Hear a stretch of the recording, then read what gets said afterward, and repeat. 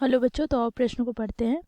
1 + x की whole घात 2n के प्रसार में p + 1वें पद का गुणांक और p + 3वें पद का गुणांक बराबर है, तो हमें n का मान ज्ञात करना है। तो इसके लिए बच्चों 4 विकल्प दिया गया है। a विकल्प में p, b विकल्प में p + 1, c विकल्प में p + 2, d विकल्प में p + 3। तो दिए गए चारों विकल्प में से बच्चों हमें सही विकल्प का चयन करना है।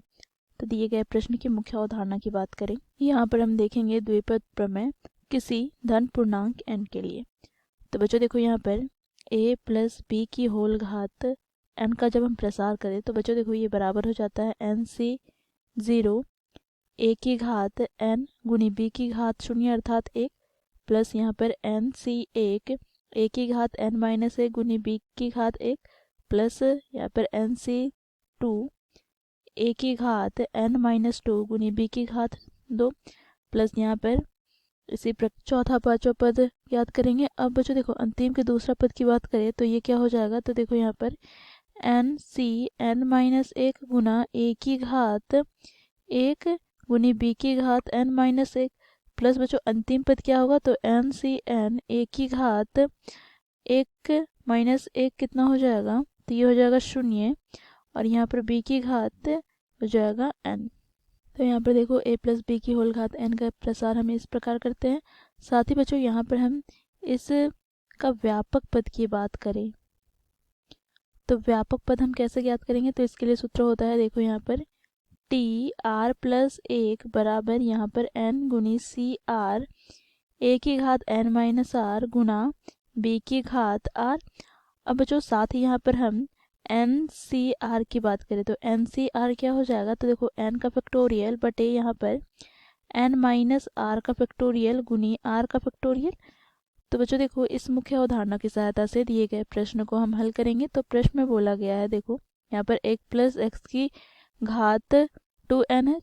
तो बच्चों यहाँ पर हम लिखेंगे 1 + x की होल घात 2n का व्यापक पद अर्थात tr+1 ज्ञात करें। तो ये कैसे ज्ञात करेंगे, तो देखो यहाँ पर NCR अर्थात n का स्थान पर क्या है, तो 2n, तो 2nCr और यहाँ पर बच्चों a के स्थान पर क्या है, तो 1, तो 1 की घात क्या हो जाएगा, n क्या है, तो 2n-r और यहाँ पर b के स्थान पर क्या है, तो x की घात n। तो यहाँ से हमें प्राप्त हो जाएगा बच्चों देखो 2nCr और यहाँ पर 1 की घात कुछ भी हो तो ये 1 के बराबर ही प्राप्त होगा और गुना में x की घात n।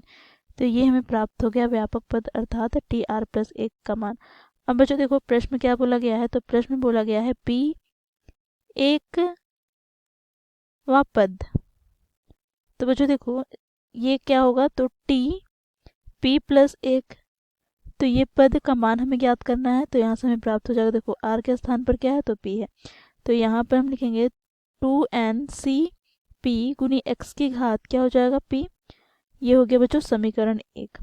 अब यहाँ पर बोला गया है देखो p + 3वें पद, तो यहाँ से p +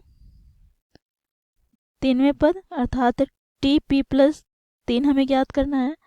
तो यहाँ से हमें प्राप्त क्या होगा, तो बच्चों देखो यहाँ से हम लिखेंगे 2nC और p के स्थान पर क्या होगा, तो यहाँ से बच्चों देखो p + 2, क्योंकि बच्चों इसे हम क्या लिख सकते हैं p + 1 + 2, तो यहाँ से p + 2 हो जाएगा गुनी यहाँ पर क्या हो जाएगा, तो x की घात यहाँ पर p के स्थान पर हो जाएगा p + 2।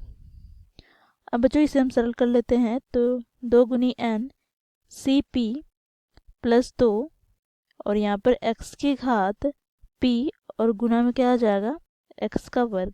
ये हो गया समीकरण 2। अब बच्चों देखो प्रश्न में बोला गया है tp + 1 का गुणांक बराबर है tp + 3 का गुणांक है। तो यहाँ से बच्चों देखो tp + 1वां पद क्या है, तो देखो यहाँ पर इसका गुणांक क्या हो जाएगा, तो 2nCp। तो यहाँ पर देखो क्या हो जाएगा, तो 2nCp बराबर हो जाएगा देखो यहाँ पर tp3 का गुणांक अर्थात यहाँ पे 2nCp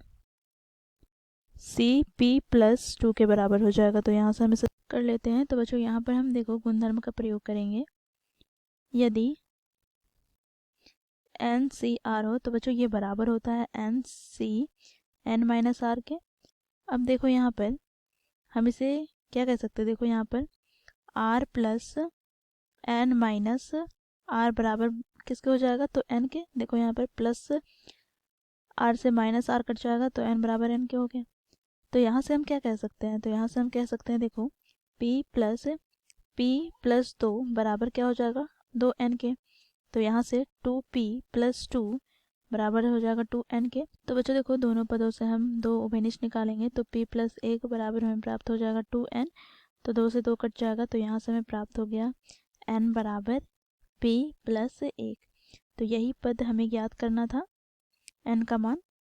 अब हम विकल्प की ओर चलेंगे तो कौन से विकल्प में दिया गया है, p प्लस 1। तो देखो ये विकल्प बी में है तो विकल्प बी हमारा सही विकल्प हो जाएगा, बाकी विकल्प गलत हो जाएंगे। आशा करती हूँ ये प्रश्न आप लोगों को समझ में आया होगा। धन्यवाद।